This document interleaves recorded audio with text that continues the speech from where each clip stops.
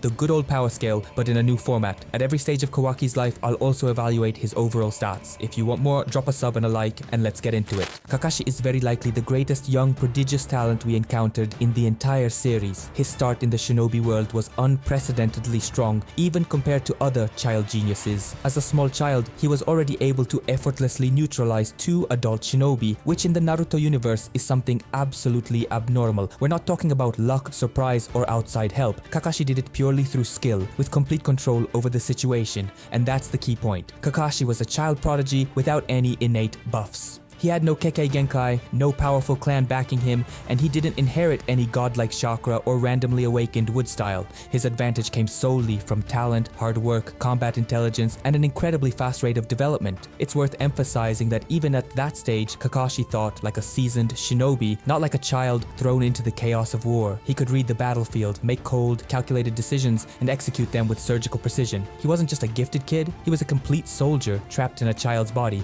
Compared to other young talents, this borders on absurd. Many characters in the series owed their early achievements to inherited abilities or extraordinary circumstances, whereas Kakashi built his strength from the ground up. That's why one can argue that his starting point was the strongest of them all, even if others later surpassed him in raw power. Despite his natural genius, Kakashi was never the type of prodigy who simply coasts on talent. On the contrary, he was an extreme workaholic. This is a crucial distinction because in his case, talent and work ethic didn't cancel each other out, they amplified one another. Kakashi didn't owe everything to genetics or fate. He physically worked for every single advantage he had. The best proof of this is Might Guy's reaction. Guy, a character practically defined by obsessive training, was shaken when he saw how brutally Kakashi trained. And that says it all. If someone who would later become the embodiment of hard work greater than talent considered Kakashi's rate of growth inhuman, then we were clearly dealing with something extreme. At that early stage, Kakashi was far stronger than his age and rank would suggest. He could use techniques and physical tools normally associated with experienced adult warriors. We're even talking about opening the gates, something only Guy and his father, Might Due, were capable of. For a kid in the Naruto world, that's an absolute anomaly, not just in terms of strength, but also body control. Their relationship quickly evolved into a full-fledged rivalry that worked both ways. Guy chased Kakashi through sheer determination, and Kakashi, seeing that someone was genuinely on his heels, pushed his own development even further. This dynamic ensured that Kakashi not only maintained his edge, but continuously redefined it. From a power scaling perspective, it's important to note that at this brief early stage of the series, Kakashi was one of the strongest young shinobi overall, without any artificial boosts or narrative shortcuts. His progression was raw, brutal, and organic, and that's precisely why it's so difficult to find a true equivalent among his peers. Kakashi's power grew at an alarming rate. His promotion to Jonin came quickly, and it wasn't an overreaching decision. It was a logical consequence of his actual combat capabilities. What's more, he was almost immediately entrusted with a command mission and placed in charge of a team on the warfront, and not by just anyone, but by Minato Namikaze himself. This is a crucial point. Minato was not the type to gamble with people's lives based on emotion or favoritism. If he trusted Kakashi, it was because he saw real value in him as a shinobi, despite his young age. Of course, Kakashi lacked leadership experience. He also had clear difficulties in relating to his peers. He was withdrawn, cold, and emotionally distant. Paradoxically, however, this cold Kakashi performed exceptionally well when it came to what he saw as his duty. He acted efficiently, logically, and without hesitation, even if his attitude clashed with one of the series' core principles, putting the team above the mission. And this is where the key issue emerges: misalignment. Mentally, Kakashi functioned like a seasoned soldier, while Rin Nohara and Obito Uchiha were still children, not just physically weaker, but above all emotionally and psychologically less mature. Kakashi couldn't, and in many ways wasn't able to, manage that gap. He expected standards from them that he himself had met, forgetting that he was an absolute anomaly. This wasn't strictly a failure stemming from weakness on Kakashi's part as a shinobi, but rather a consequence of his unnaturally accelerated development. He was too strong, too mature, and too effective for his age, and precisely because of that, he wasn't yet capable of fulfilling the role of a mentor or leader in the traditional sense. Regardless of those shortcomings, one thing remains undeniable. Kakashi's raw power at that stage was extraordinary. As a young jonin, he displayed a level that under normal circumstances is only reached after years of battlefield experience. Even if he faltered as a commander, as an individual combatant, he was already elite. Kakashi entered the darkest period of his life in an extremely short span of time. First, he lost Obito Uchiha, then Rin Nohara, under circumstances that permanently burned a sense of guilt into him. Rin died by his own hand, even if it was forced by the situation. As if that weren't enough, Minato Namikaze passed away not long after. In practice, Kakashi lost everything: his team, his mentor, his friends, and any any form of emotional support. These events completely broke him. Kakashi blamed himself for every one of those losses, which led him into a state where he could no longer function normally as a shinobi. He couldn't focus, think strategically, fight at full commitment, or most importantly,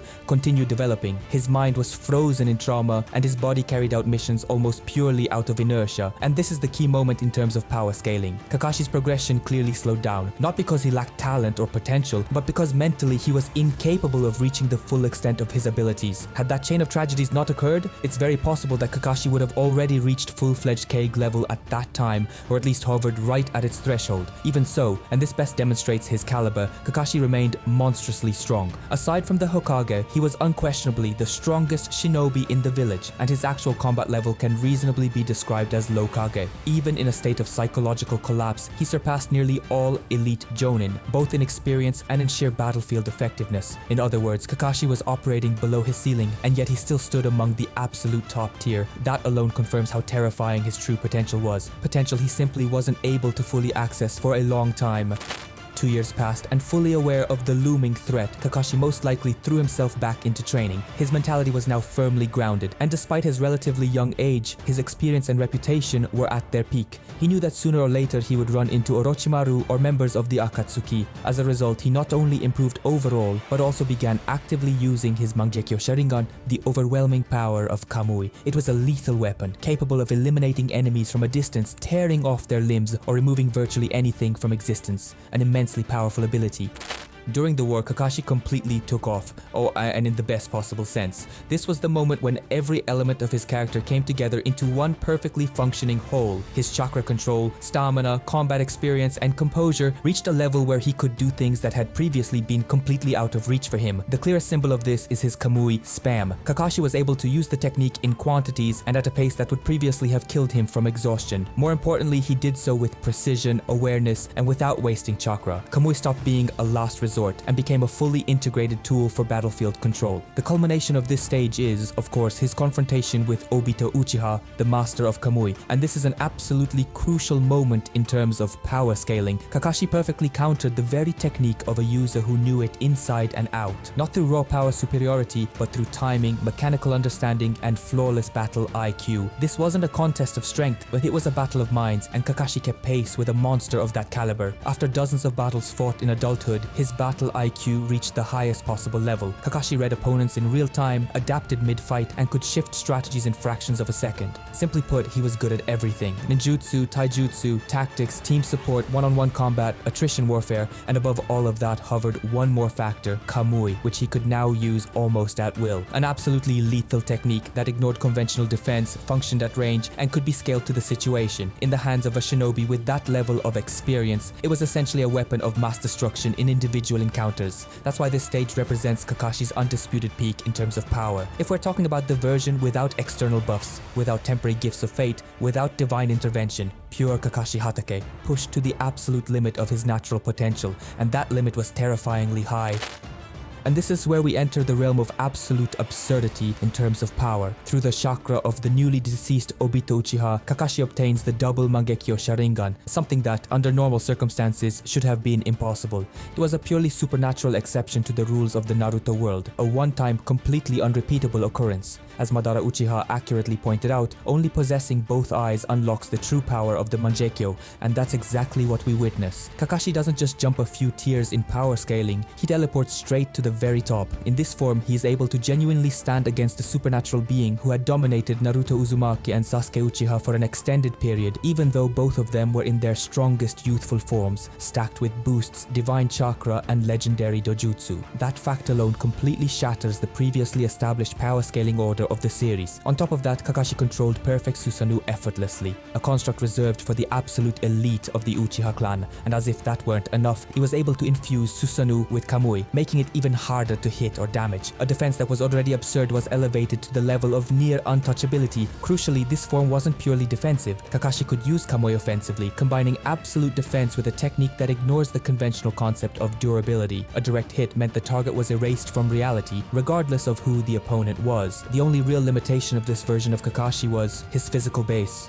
Had he possessed speed and a body on the level of forms like the Ten Tails Jinchuriki, we would, without any debate, be talking about the most powerful character in the entire entire Naruto universe. And even with that limitation, Kakashi came disturbingly close to the absolute top, and that's why it's important to draw a clear distinction. This wasn't growth earned through training, talent, or experience. It was a pure, one-time narrative buff. Spectacular, iconic, but existing outside Kakashi's normal power scale.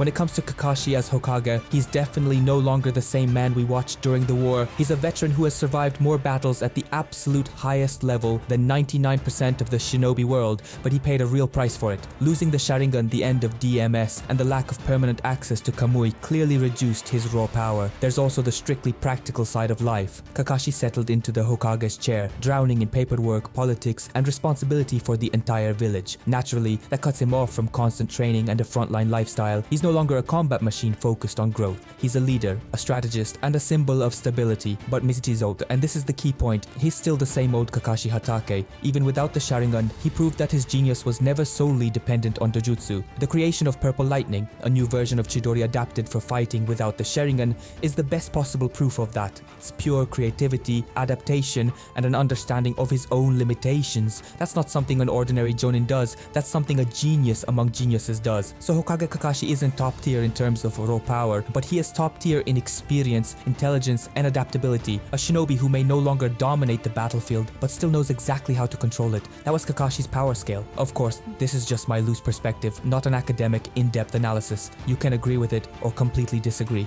and that's the whole point. Let me know how you like this format. Whose strength should we break down like this next time? Drop your thoughts in the comments. See you next time. Take care.